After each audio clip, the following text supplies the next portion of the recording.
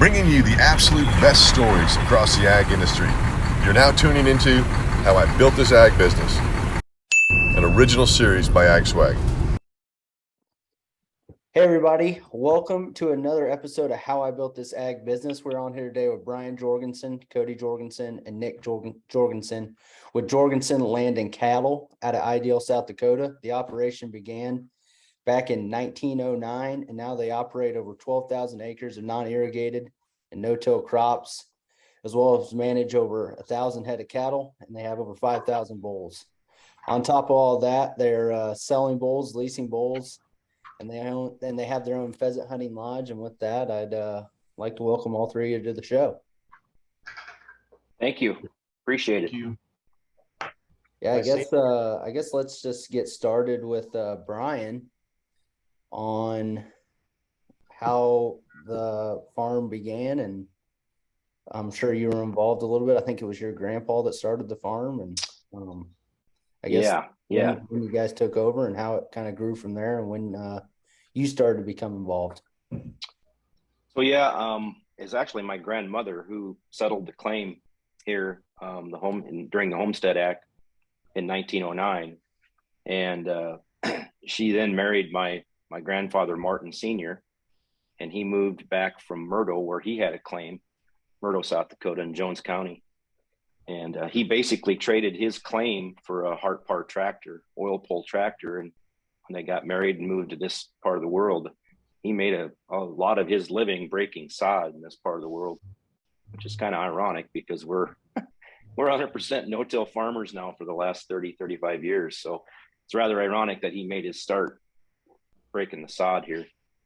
And they had 8 kids. 3 of the boys, 2 of them went off to World War II. One of them never returned, and the one that did got into partnership with my father, Martin Jr. And Dad was at the time running the farm because Martin Sr. was getting up in years. And so Dad really ran the operation from the time he was 19 until he died as a 95-year-old here a couple of years ago. So Don and he were partners until 1977, at which time my brother Greg got involved, and that's Cody's dad. And Greg is still in the operation, although he is retiring and on his way out. But it's just grown through diverse operations from that point forward. My dad they really kind of grew the operation growing turkeys back in the 30s and 40s. And in the 1950s, he started breeding cattle. And Cody can kind of give you the history of that, but it's just really blossomed from there. But one of the things that we've always been taught through their lessons of hard knocks was always be diverse. You got to you can't have all your chickens in one box. And that's really ringing true with what we do today. We grow a lot of different crops. We have a lot of different things, a lot of different wheels in motion all the time. And so it's because of that diversity that we can get through the harder times. And we're going through some pretty tough times right now, not only from a standpoint of, not having enough moisture, but it's a tough environment to be in right now with high interest rates, and things are getting very, very costly. Labor's hard to find. So there's a lot of things, but with what we're doing, we're staying on course, and we're doing pretty cool. So I think it's really the lessons that they taught us, that the legacies they left behind, that we really have remained successful throughout those years. Yeah, I had the opportunity. I appreciate you guys having me on your advisory board and everything, and I've seen all the diversification you guys have added to revenue channels and different streams. And yeah, I think that's awesome. And I really think that's, a lot of farm families, especially like you said, with the history of homesteading and things, have to try and look for those additional channels and additional profit centers like you guys have. And it's awesome bringing some of the younger kids in and getting their ideas, and how you guys freshened up the pheasant hunting lodge, and you guys are doing some different things with the bull leasing and all that. I mean, Cody, you want to tell us a little about the cattle operation and what's happening there? You bet. Yeah. So like Bryan mentioned, Grandpa Martin, he started breeding cattle, I would say really in the early 50s.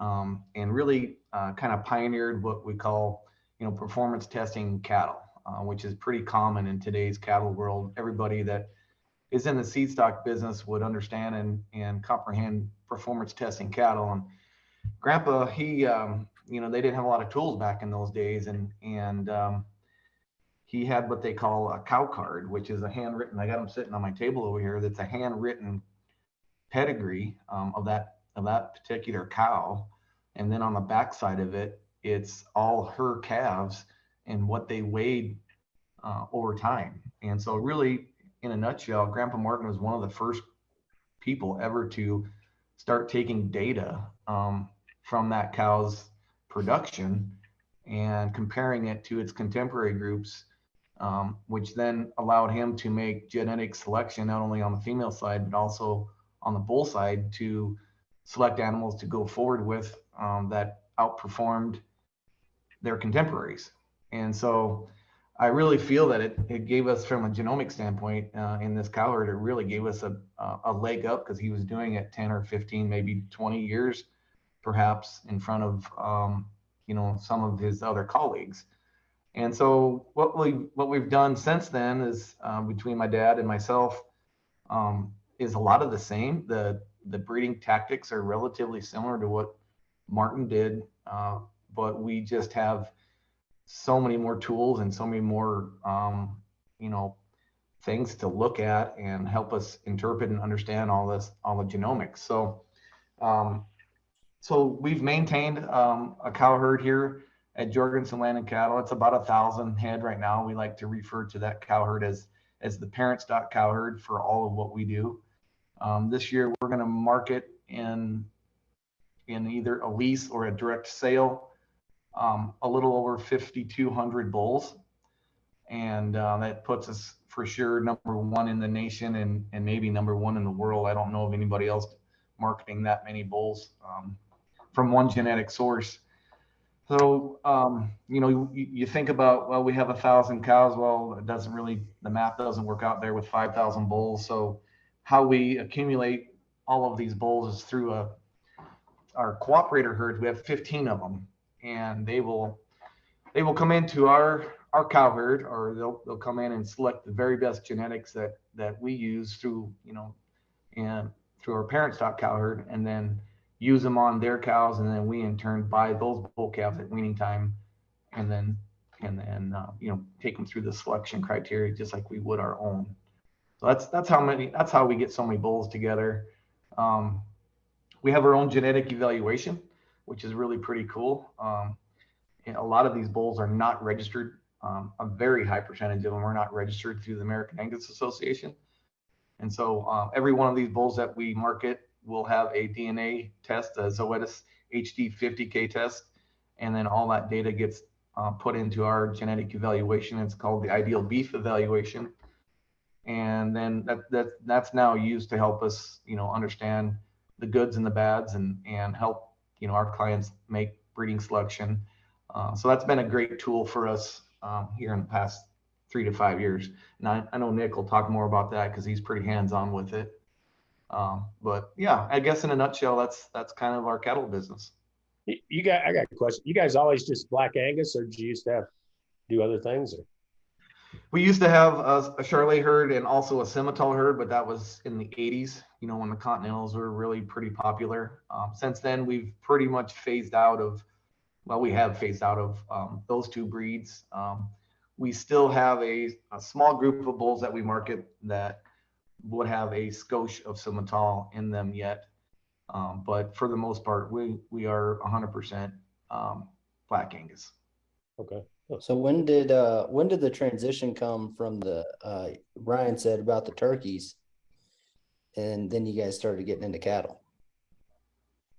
That was the late 1940s or 1950s.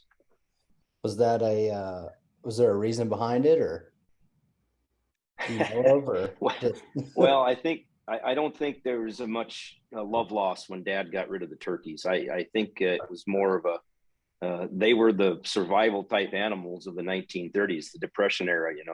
They had cows too and pigs, but turkey is kind of where they they made enough money to sustain the family. But I think Dad's passion was always centered and focused heavily on the cattle. And so, interestingly enough, he just surrounded himself with some really good people in terms of, finding the right genetics, and they found some sources that they started building that herd. And again, Cody can really, really elaborate on how that whole thing started. But, I think Dad's passion was always in the cattle.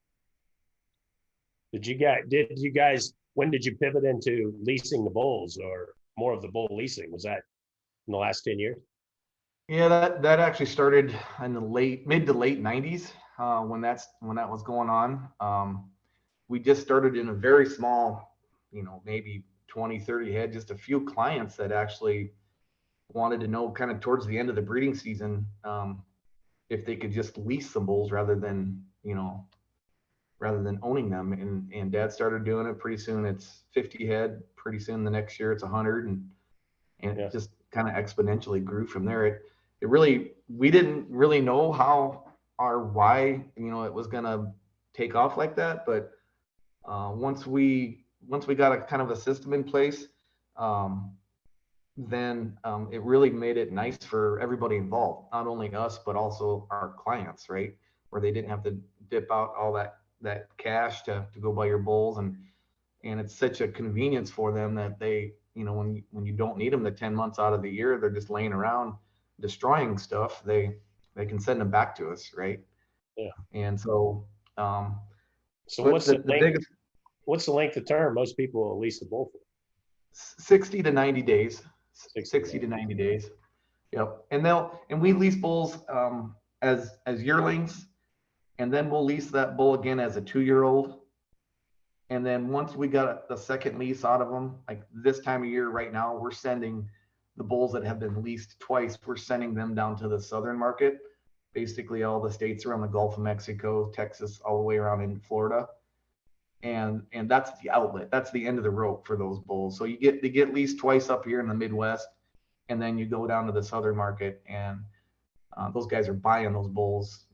That's a big market. There's a lot of cows down there, as you well know, just south of the fescue belt, Florida.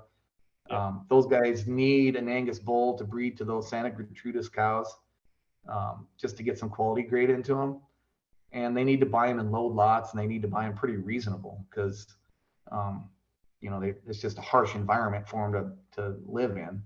So what we have found is if we can lease them twice up in this part of the world and get them through a hard part of their life, get them through their teeth, their teething process, and then get that rumen expanded enough to where they can eat, 70 to 80 pounds of that really wet grass that's down there to get their nutrition. If they don't have enough rumen expansion, they won't get enough nutrition while they're breeding cows. So once we've gotten them to that point in their life, we call them a smart bull, and that's actually it's turned into a really nice product for us down there.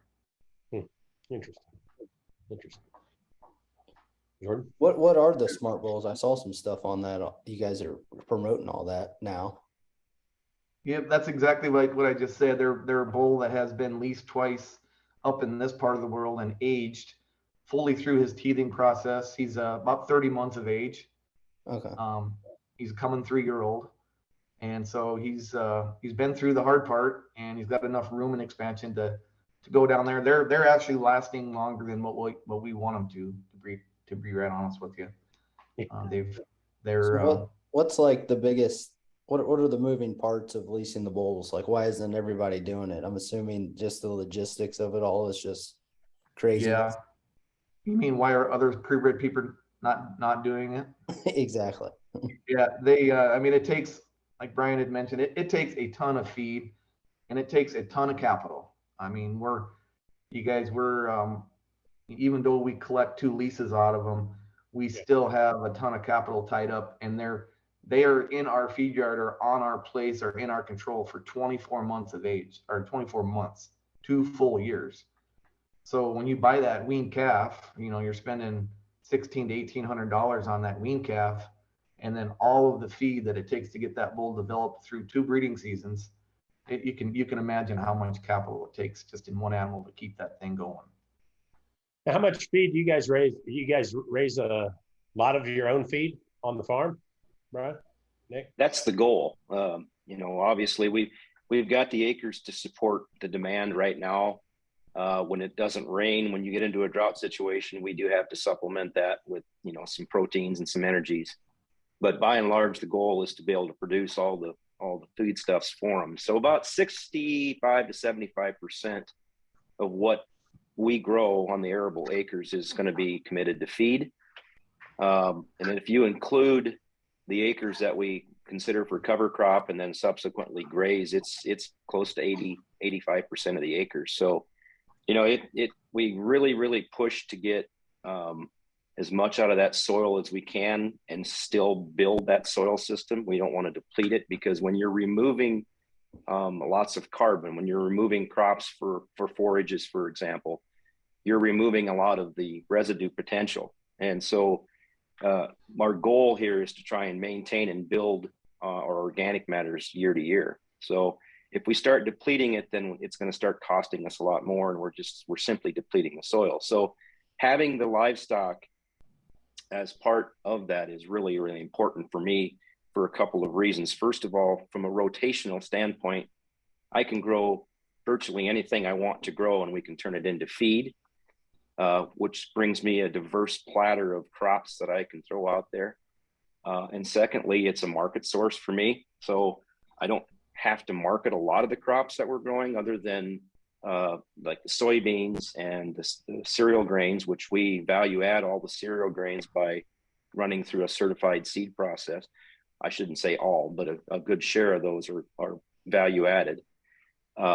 So the cover crop thing is really important for us, because it's really a big part of the soil health system and sustaining a root system and building organic matter, but it's also a feed source for those animals. And so when we can pull animals away from the feed yard and put them out on cover crop, it's not only a cost savings in the production side of the bulls, but it's also a soil building factor for me on the crop side. So we've been doing a lot of that.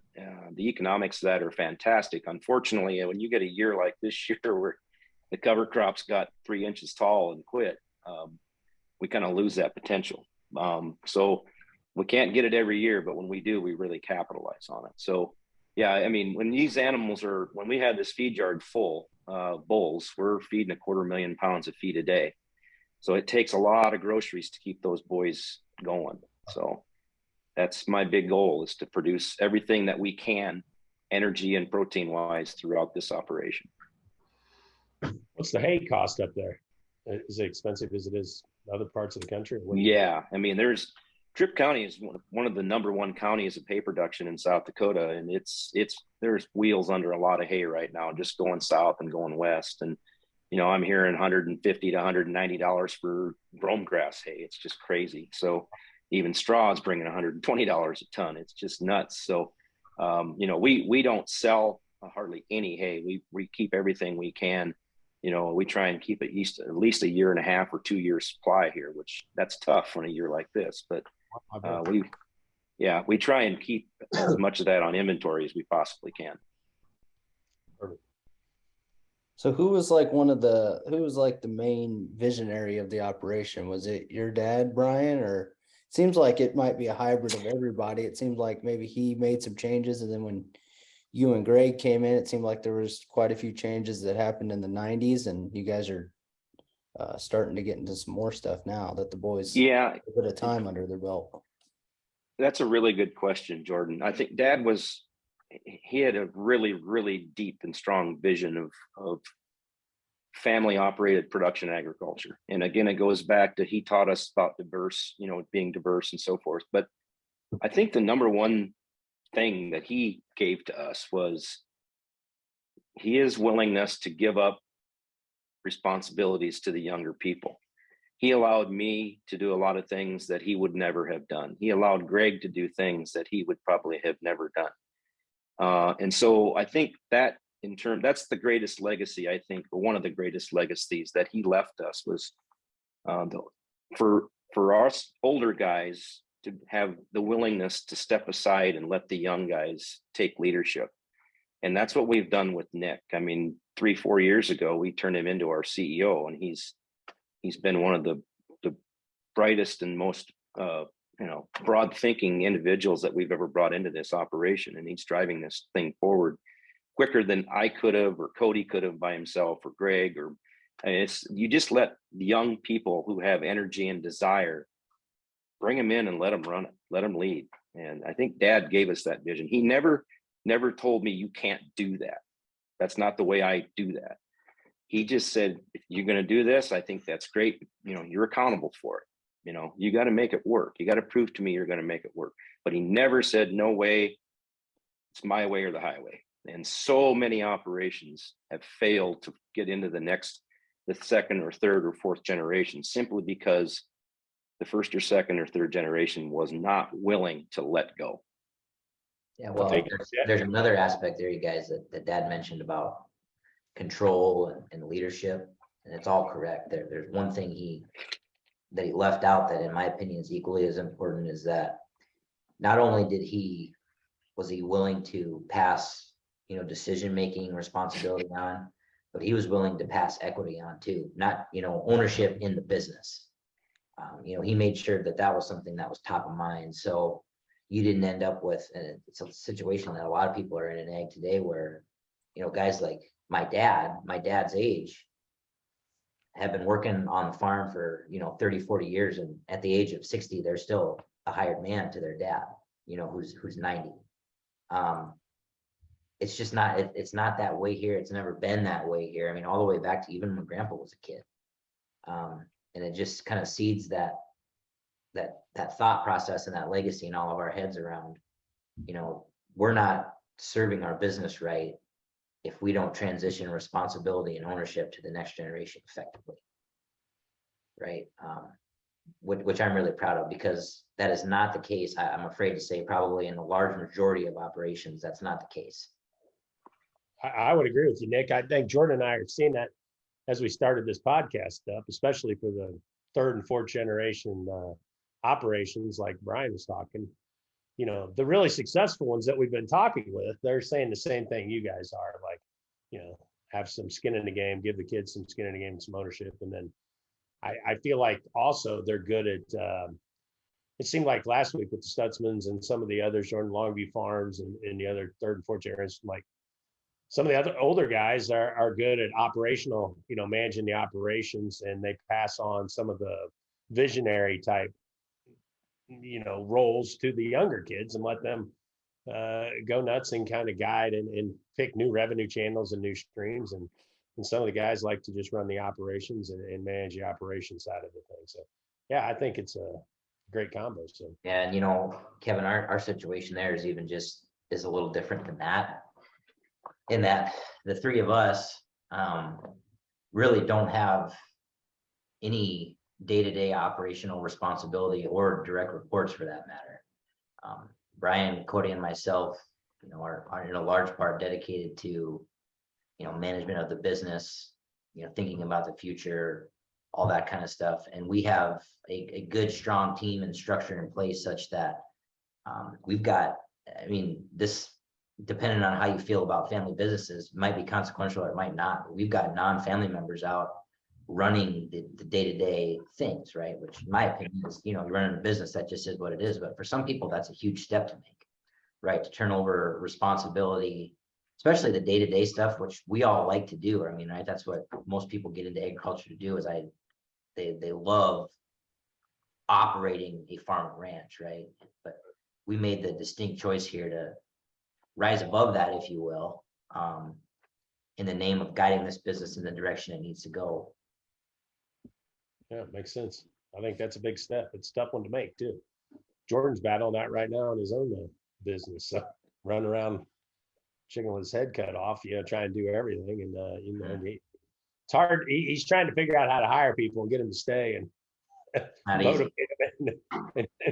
And unfortunately, like, I'm not speaking about, what's going on with you all, but yeah, in a lot of cases, what people end up doing is they'll end up just giving up, and they'll put their head back down and go to work, and they'll let that, they won't do the planning, they won't do the long range thinking, they won't take the effort to manage the business because they're so engrossed in running the business, yeah, that they can't focus on the stuff that, when you talk about you know, we have a large egg business, but even on smaller ones, you're talking about a lot of dollars, right? From a revenue perspective, from a balance sheet perspective, these are not small businesses. And this is not chump change that we're dealing with this in this industry.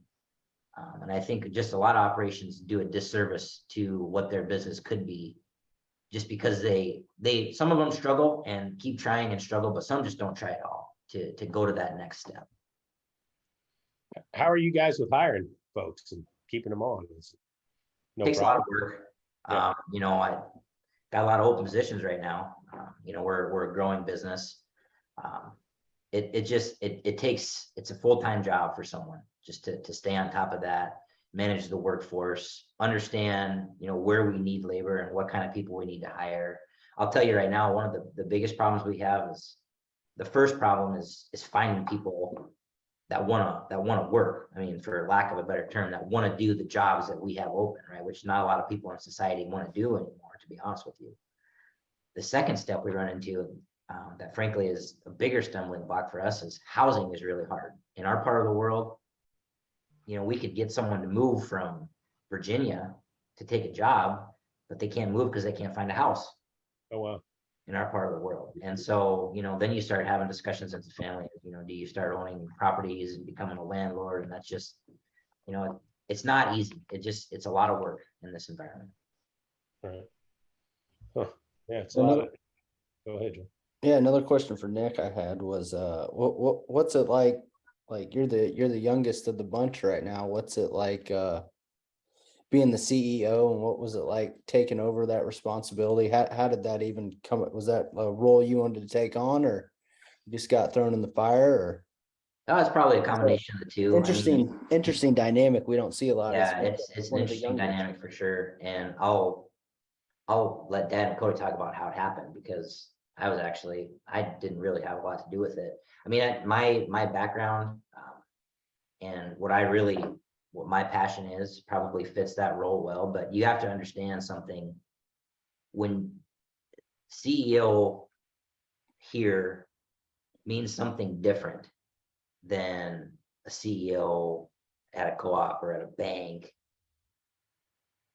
because of that family dynamic, if you will. I mean, it's in the traditional sense, it's just not feasible to be a CEO in a traditional perspective to your father.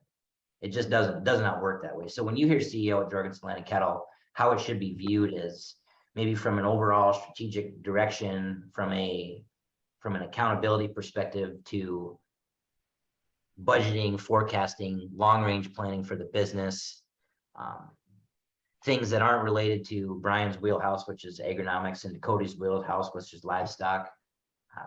I kind of fill in the gaps, but Bryan and Cody aren't directly accountable to me in the traditional sense that you would look at it, right? So it's a different dynamic. We really are, you know, we're all three equals, in my opinion, you know, at the end of the day. It's just, they call me CEO because of some of the specific responsibilities I've got. I think Really comes. Yeah, go ahead. No, go ahead. It really comes down to the fact that, you know, every one of us as partners have passions of what we do and what we don't really like to do. And it's interesting the way it all kind of fell out. You know, Cody kind of more or less followed into Greg's footsteps. However, Cody capitalized more on understanding the cow herd and building the cow herd and building the genetic side of it. And Greg was more in the bull sales aspect of it. Nicholas always have had a super strong strength in numbers and business orientation. So when he got a master's degree, the farm decided to get him pay for his MBA. So he got another degree, just focusing on business law and different things in the business side of things. And it was at that point when we did that, and then knowing his desire to come back to the operation, that's when Cody and I really said, you know what, let's let him do this so that we can focus on what we really like to do. I mean, Cody and I ran the business for, 25, 30 years. So, and Greg and Dad were on the sidelines for the most part, just letting it kind of come to pass. And so it was really a good time. The timing was really perfect, in that, you know, Nick's 10 years, 14 years younger than Cody, and Cody's son Philip now is a junior in college. He's 10 years behind Nick. So there's just this natural progression of letting the young guys come in and take leadership. And every one of us have had a different passion and a desire. Nick's just happened to be numbers and business, and it was just a natural transition for him. Yeah, You I know, think it's, go ahead, Cody. I think Nick might be sugarcoating it a little bit when he says that he doesn't hold us accountable. He may not from an emotional standpoint, but we really do take and respect exactly what he does. And so there is an accountability piece there that, you know, we just respect, right? I think the three of us, that's the biggest thing is, including my father, they're just so much utmost respect for each other, that, you know, Nick isn't going to come crashing down on us if we don't meet a sales goal or something, but he will help us dig to the bottom of it and figure out what the hell we did wrong.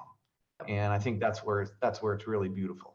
Yeah, you know, Cody, when I say the word accountability, you know, I think a lot of people, when they hear CEO, you know, you're in charge and whatever the CEO says goes, right? And that's not the way it is here. No, It's just that's right. Slightly different dynamic. Yeah, I think it's like drafting or positioning players on a football team. I mean, you try to put people where their strengths are at, and you know, and I think that's important to do in a business as well. And it sounds like that's kind of what you guys have done. And Nick has his strengths, and Bryan and Cody have theirs, and you guys are all playing their right position. So it's important to have in place.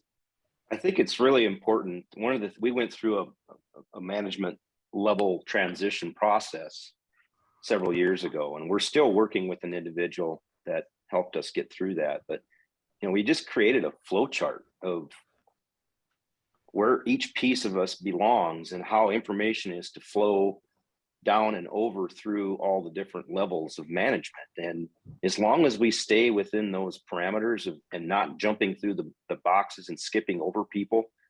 In other words, if we have a breakdown in communication, that becomes an inherent cancer that completely disrupts the whole operation. And so with this whole new management scheme, Nicholas is kind of the bubble that everybody has to come to. You have, you know, the owners, which he's part of, the management, all has to come through Nicholas. He's the CEO, he's the captain. And all those directors of operations below us, the people that they manage that information all has to flow in a logical manner. Cody and I can't just go out and circumvent what we've dictated to our directors of ops and tell the guys to do something differently. That just doesn't work. And ironically, that's how most farm operations are run. If you have a father and son team and they've got hired men, you have an inherent issue of guys getting mixed signals from both of those guys. And so we try and prevent that as much as we possibly can. And Nicholas is kind of he's the bumper. He catches everything that happens. And so that's the hard part for me. I think that's the hard part for being a CEO is you got to manage all that crap. Well, Dad, you made a good point there. I mean, would you not? I've heard you say it before. I mean, go back 30 years. Is that not the situation that you were in? Yeah. Right. And I'm not saying that to discredit Greg or Martin. No, it was. When I came back from college, mentality in agriculture. When I don't want to show any disrespect to them either, but when I came back from college, it was a cluster because Greg was telling guys to do one thing, Dad was telling another. They're both very strong-willed. Then they would get into arguments, and it was just, you know, everything got done, but it was kind of a shit show, more or less. And so we started having business meetings every Monday morning, and those meetings were inclusive of all of our employees, and we would basically set the agenda for the week. We would review the previous and set the agenda for the week ahead. We still do that today. So we've done that for over 30 years. And every operation I come across, they still ask, how do you do that? How does that work? How do you make that happen? You just do. I mean, it's just part of our genealogy here. We communicate on a business type level every week. So it's so important, I think, in the success of an operation, whether it's one employee or 30 employees, it doesn't matter. You just need to have that level of communication, but you need a leader. You got to have a leader to push things forward. Well, see that, and again, to your point, smaller operations like ours was 30 years ago, you know, where we're talking about a couple owners that are working day to day, and, you know, a handful of employees, you know, 2 to 5.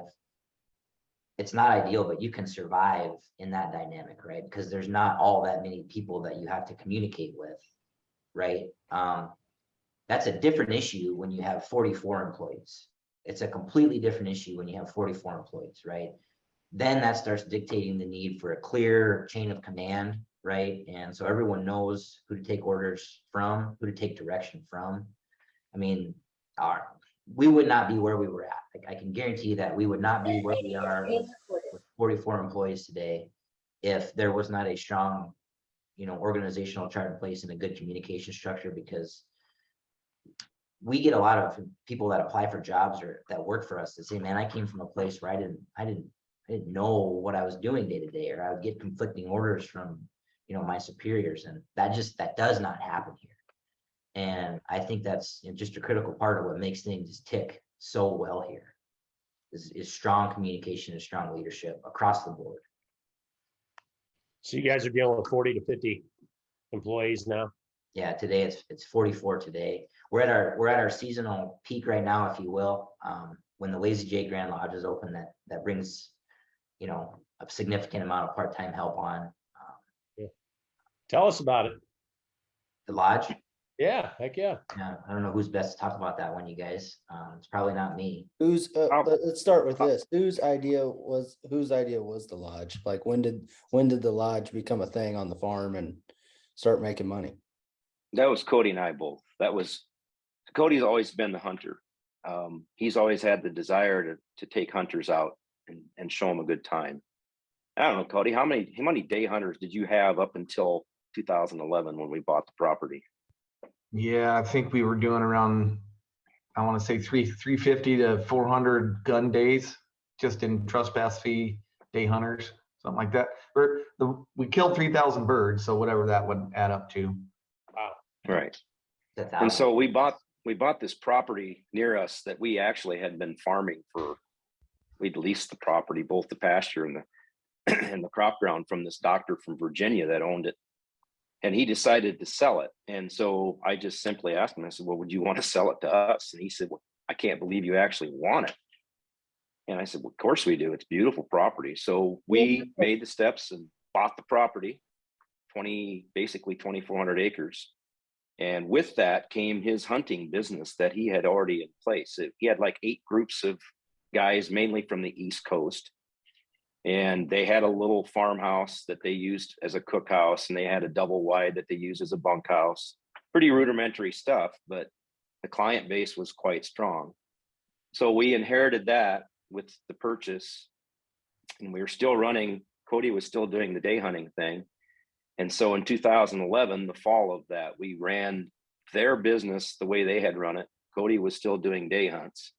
We quickly realized that their facilities were extremely subpar. A lot of their client base was starting to really complain about, you know, the food was in the kitchen, you know, the kitchen accommodations were really lousy. The bedroom accommodations were lousy. So Cody and I just said, you know what? We want to maintain this business structure, but we got to make some massive changes. And that's when we sat down literally in December of 2011, decided to build this lodge. We started developing mental plans of what we wanted to do. In that following February, we hired an architect and a contractor. And by May, we broke ground to get it started building it. And by October 18th of 2012, we had our first clients in Lazy J Grand. So it was a very fast, very quick, expedited process. But we knew if we're going to build a $2.2 million lodge, we needed to have people in it that year to make it start the cash flow. So, and it's been building ever since. It's just been we haven't looked back. Did you guys just do a big remodel or a big, No, we built from scratch. you built from It's, scratch? yeah, it's a 22, it's 17,000 square feet. It's 22, 22 hotel rooms, and Okay. then a big common area and big dining area, big kitchen, a big, beautiful commercial kitchen.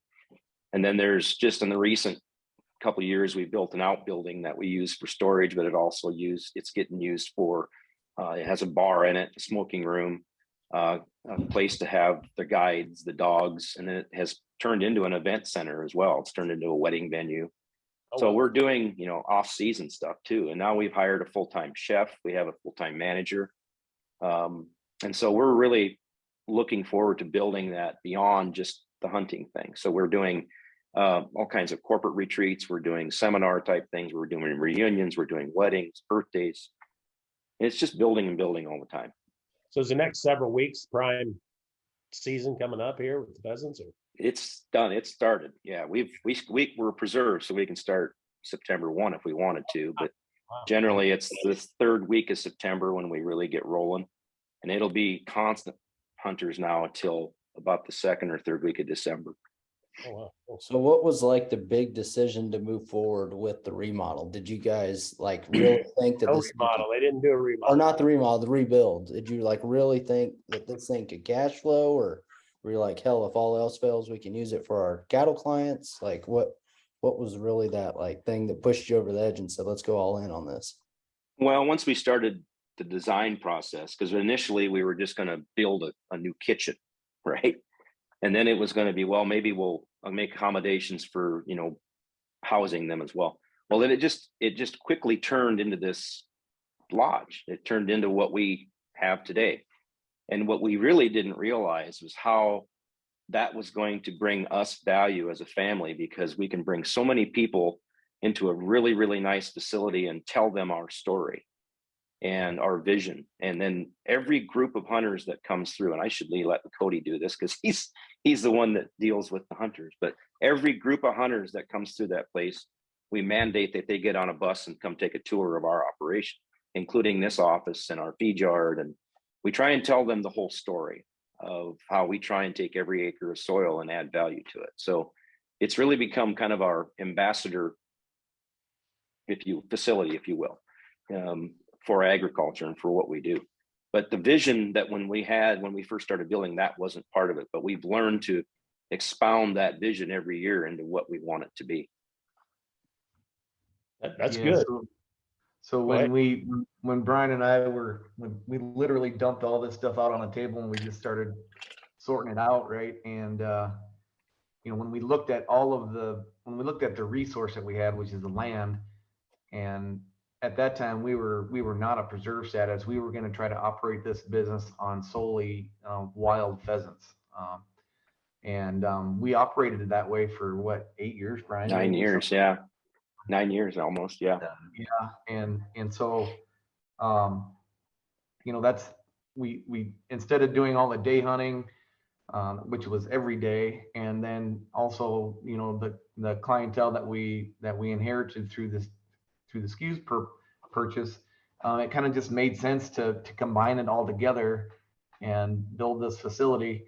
And it actually made a little less work for everybody because it was such a great facility, right? And then, like Bryan mentioned, it does, we used to make it kind of optional whether the hunters would like to come over and go on a farm tour. Recently, we've really made it not an option. We've made it part of the suite.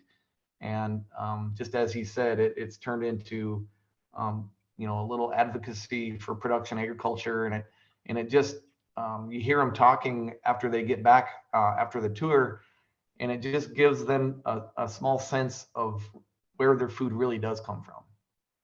And these guys are already 3 and 4 generations removed from agriculture, right? And so it gives them just a little bit of a better idea of, a production agriculturalist is not this guy in bib overalls with a straw hat and straw sticking out of his mouth. It's not, as you guys all well know. So it's been a really good piece of advocacy for our family. Heck yeah, I think everybody should be appreciative folks like you, trying to, like we said, trying to battle it out there and show folks what, where food really is coming from and the people that are really got boots on the ground and making it happen. So I think we battle a lot of fake news in this, in our world now. So, I think it is a little bit crazy. So I think it's awesome to have you guys doing it. Kevin, and I think a big part of that, in my opinion, is we as agriculture don't do a good enough job of actively telling our story. And if you don't form the narrative, a narrative is going to form on its own. Right. And I said it earlier in this call. I mean, I think just a lot of us in ag tend to just put our heads down and go to work. Right. Shut up and go to work. And, we just don't take that tack. I mean, we give a tour to anyone who will take a tour, and we talk about what we do to anyone who will listen. And I'm not saying that, we're doing God's work or anything, right? But I mean, it's just that simple step of making sure that we're controlling that discussion with the people that don't know anything about it, talking that so they see right off the bat the positive stuff we're doing and ask questions and get truthful answers that are good. Yeah. It's just that's the best way, in my opinion, to combat that negative narrative against ag. Well, you guys will get a kick out of it. So Jordan and I will call folks that have a great business or something, say, hey, you want to do this podcast with us? We think it's a great way to give back to people and younger people, people that are looking to build an ag business or things like that. There's a lot of folks that are like, nah, we just want to fly under the radar. We don't want anyone knowing what we're doing. They don't want anyone knowing what to do. And I'm like, but they're the same guys that bitch to me about what Chipotle's saying or what Patagonia's doing or what climate change people are saying. But yet they want no one to know anything.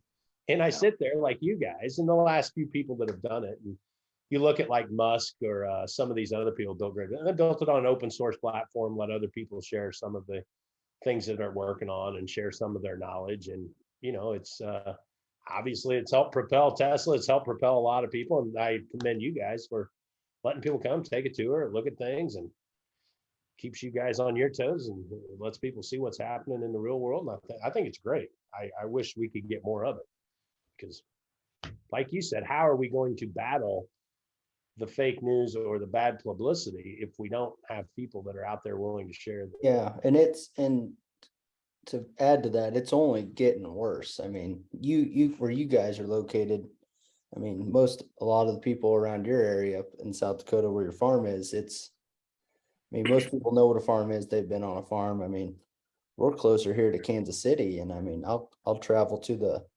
downtown and meet some friends, and it's crazy the amount of people you'll meet that have never been on a farm, don't know what a farm is, and there's farms all over the place around Kansas City, and they've just no idea. And then and then with my sister up in New York, like, it's even worse and worse. Like it's even way crazy. It's like unreal. But I got a schedule of a dairy farm we're doing up there in New York in a couple weeks, and I mean, people are exposed to these farms, but for whatever reason, just very disconnected and couldn't tell you the first thing about it. So Jordan and I, you guys know, we travel around a lot. We're on the West Coast and East Coast with my daughter, but we'll overhear people in these restaurants conversate just how horrible the farmers are and what they do to these animals and what they do.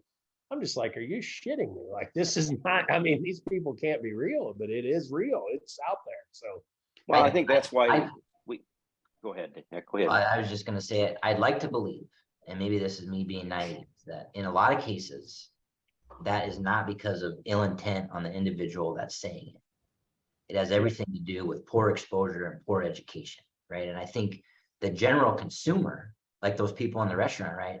If you had the ability to just right there, grab them in a machine, teleport over to an operation just real quick, and just while you got their attention and say, no, look, I understand you're confused and you're concerned, but let's dispel those concerns and we'll talk to you about what really goes on. And the fact that no one does that, like I said, if there's no narrative, a narrative will form. And they're going to listen to, animal rights groups and stuff like that take the opportunity to fill their heads. And I think that's what I'm saying. Yeah. These smart people, Nick, these are people in Ivy League schools I'm hearing say these things. Like, I mean, these are intelligent. I'm like, educated people. Yeah. Right. Yeah. I'm like, holy shit, this can't be happening, but it is happening. Yeah. So my dad was always very transparent and very proud of the accomplishments that not only he had, but the rest of us had. And he would, whenever we had people here, he would drive them, show them every cow and every pasture and every piece of equipment running in the fields. I mean, he made it a point that they saw everything. I mean, he took his clothes off, man. He didn't have anything to hide. And I think that's still our mantra today. We want people to know what it is we do, the good, the bad, the ugly. And, you know, we don't hide anything. We let them know that, you know, hey, this is a very capital intense business, and this is what we do, and this is the wheels we have in motion. And we share everything with them.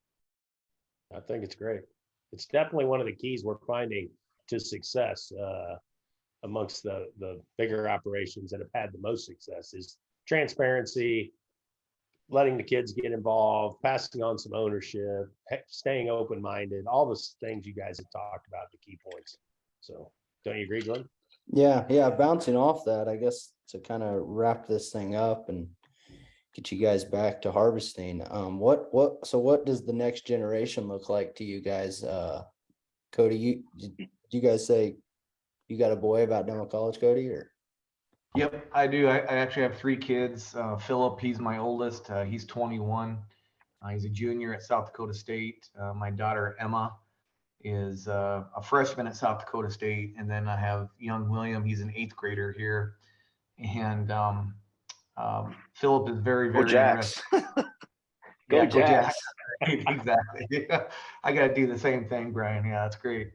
So yeah, Philip's really passionate about the cows. I've been blessed that he really has taken interest in the cows, and not only the cows, but just the management of the different grasses, and is even a little bit of animal nutrition with some, soil science involved with that. So I'm excited for him to come back and add to the operation.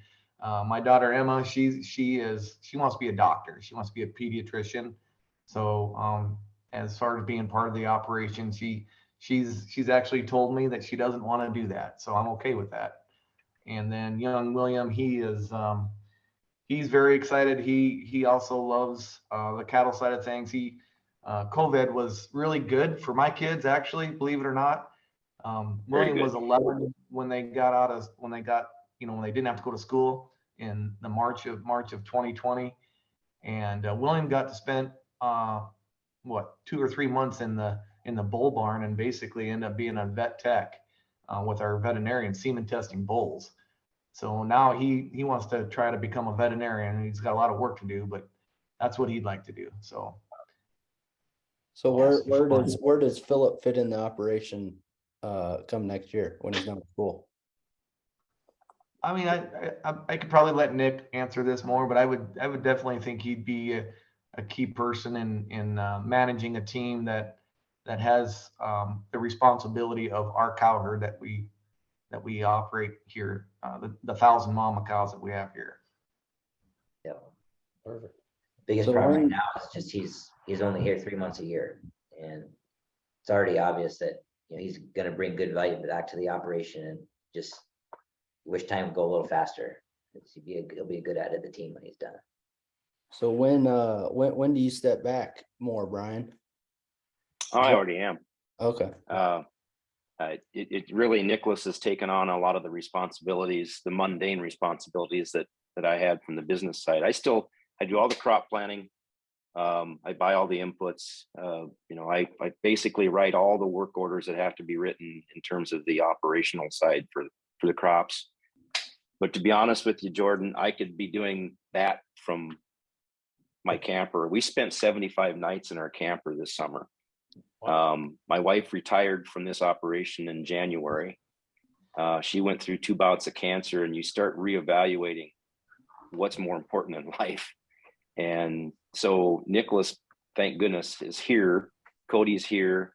This place is going to run just fine without me here. So my goal is I will be completely out in terms of sitting in this chair by December of 27. So that's basically 5 more years. Yeah. I'm 57 right now, but I'll still maintain some ownership. But I mean, seriously, I can do what I do right here today. I can do from anywhere, and I can be in Portugal, or I can be in Hawaii, or I can be in Costa Rica. I can do that. The only thing I miss is not seeing the crops. I need to be able to get my eyes on the crops at least several times during the growing season. But we have 9 grandkids now. Oh, shit. That's more important to me than sitting in this chair. Where'd you guys travel to? Anywhere good? What would you like the best? Oh, Alaska was awesome.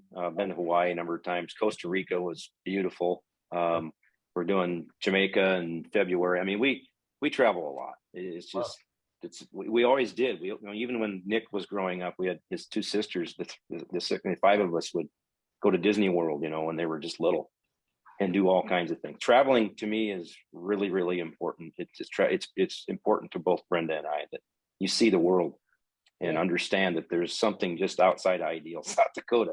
I know farmers. I sit on a board of directors, a local board, with a farmer that has never left the state of South Dakota. He's 68 years old. He's never left the state of South Dakota. Yeah, I know several. I know a lot of people like that. It's interesting. I mean, each to their own, I guess. But yeah, I'm with you. I like to go and try to see new perspectives, new things. Yeah, we're foodies. We love to eat. We love to cook. We love to learn. We just want to see new things. Yeah, awesome.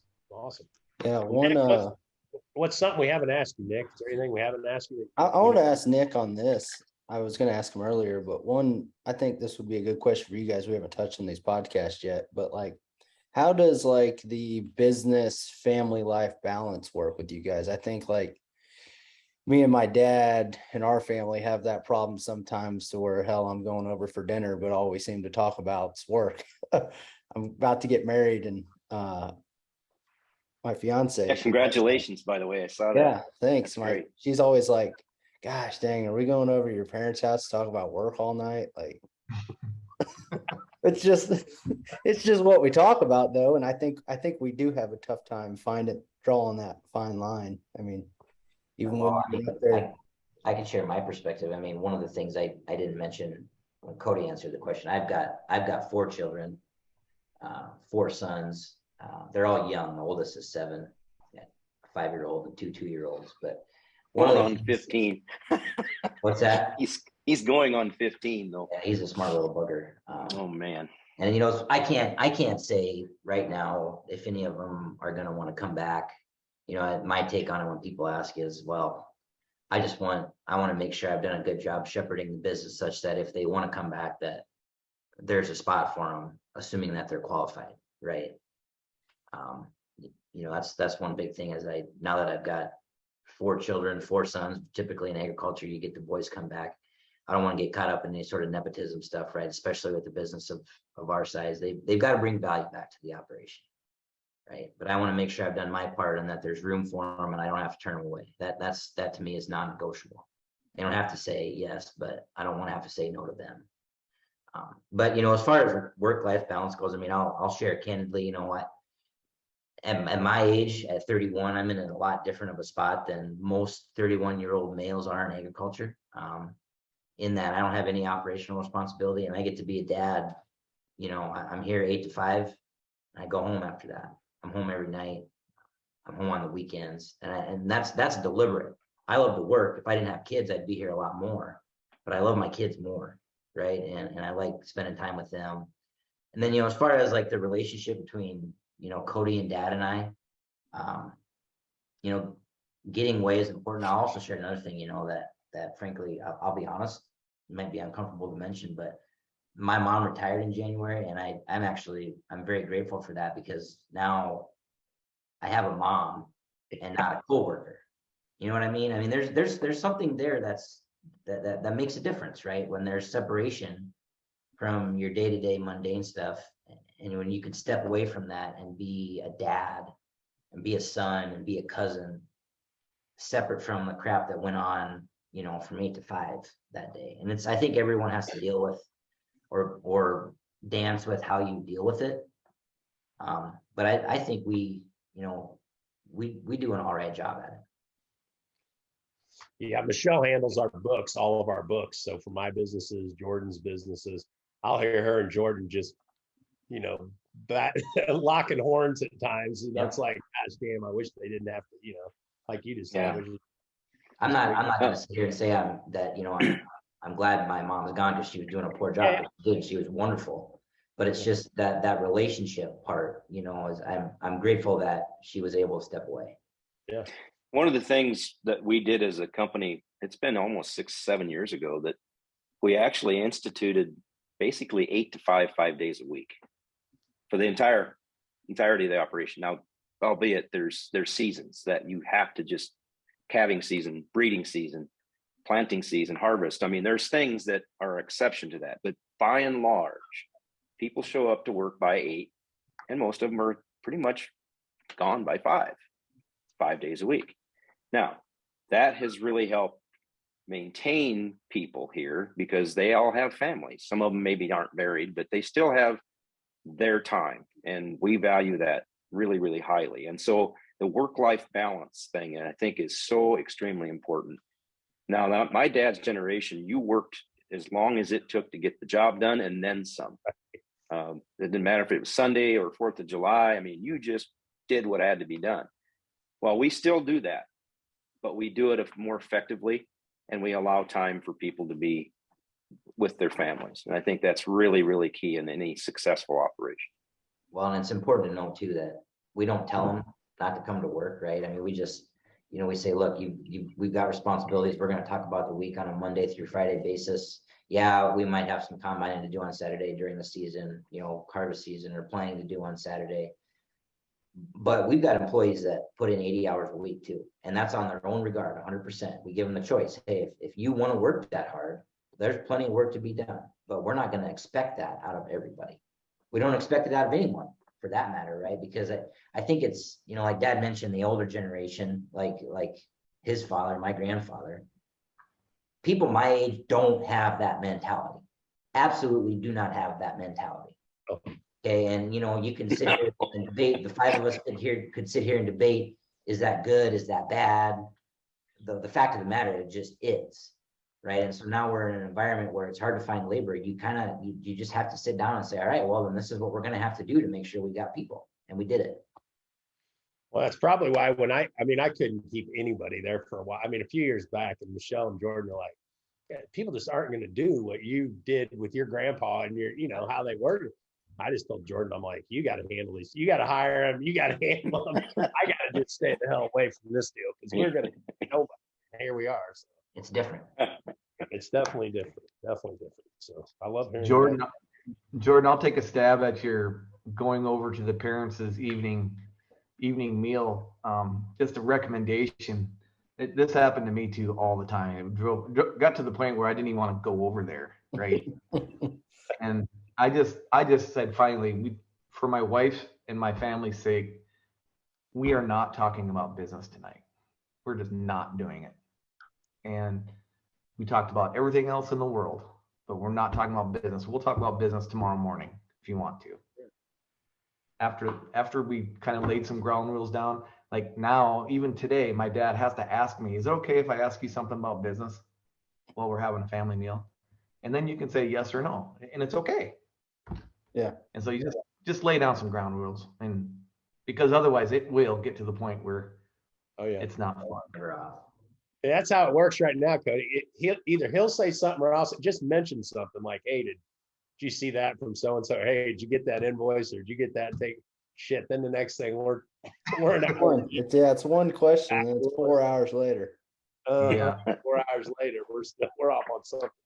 So no, I hear you. But you can wreck a really nice bottle of wine, I tell you. I guess for sure. So well, is that about it, Jordan? We ready to wrap things up? Yeah, I think that's about all I had. But yeah, I sure appreciate you guys getting on and lots of good insights. So hey, we love your newsletter.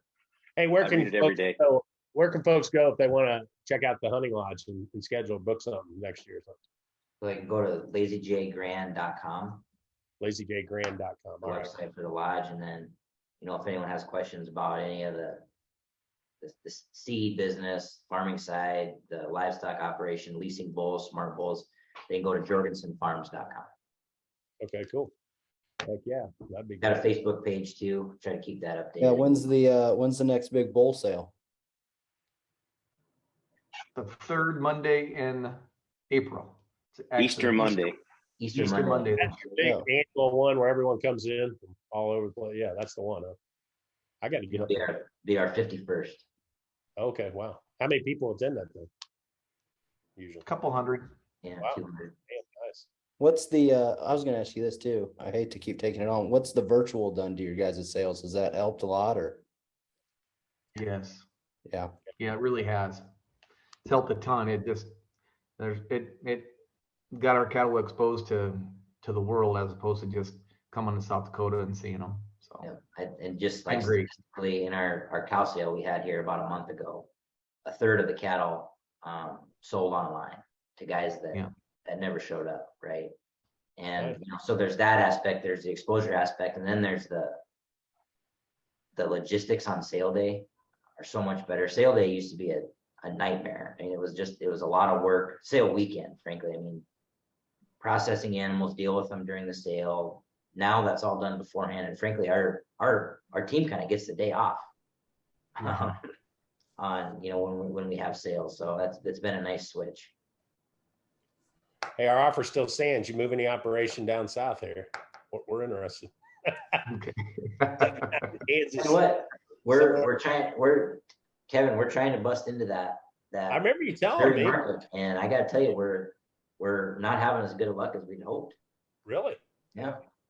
Yeah, I remember you telling me about it. So I told Jordan we're always kind of looking for some different ground for cattle. And I said, oh, you can always call them and hook up if we get something too big to chew on, and it'll run enough for you down this way from down south. So maybe it's just the timing too. Yeah, I talked to Greg Dowd the other day, and he's bullish. He's bulled up on the cattle industry longer term, but you know, I think it's going to be a tough road to hoe here for a while. It looks like. But maybe it'll shake a lot. Right now, it's inflation and high interest rates just Oh, are they're painful. They're painful. High feed costs, just everything, just it's Yeah. bare now, right? So, yeah, I hear you guys. Well, I appreciate it. Thank you guys. Have a good week. Thank Thank you. you. Thanks for the opportunity. Yeah. Thanks for having us. Thanks Yeah, for your thanks, family. guys. See you guys. Thank you. Take care. All righty.